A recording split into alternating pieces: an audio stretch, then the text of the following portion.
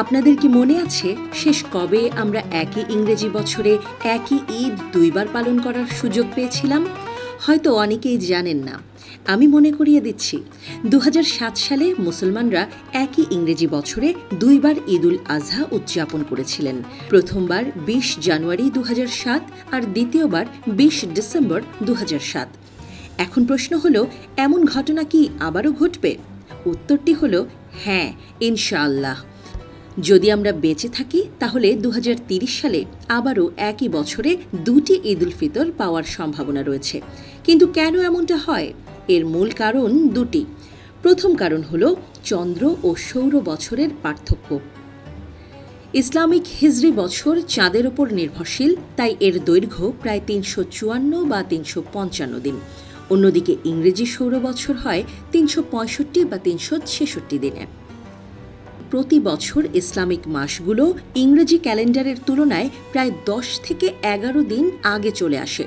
দ্বিতীয় কারণটি হল চক্রের পুনরাবৃত্তি। প্রায় ৩২ বা ৩৩ বছর পর এমন একটি সময় আসে যখন একই ইংরেজি বছরের শুরুতে এবং শেষে একই ঈদ দুইবার পড়তে পারে।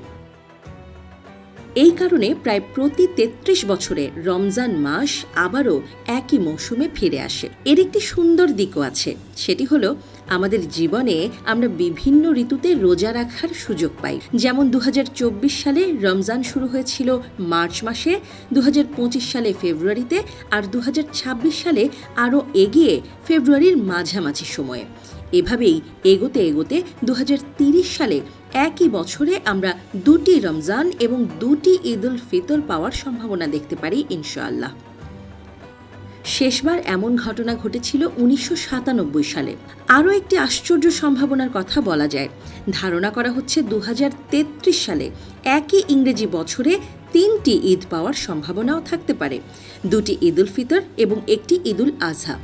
আবার ২০৩৯ সালেও এমন সম্ভাবনা রয়েছে, একটি ঈদ উল ফিতর এবং দুটি ঈদ উল আজহা। নিশ্চয়ই আল্লাহ তাআলা তার অসীম কুদরতের মাধ্যমে মানবজাতিকে এমন আশ্চর্য ঘটনা দেখার তৌফিক দেন। সুবহানাল্লাহ।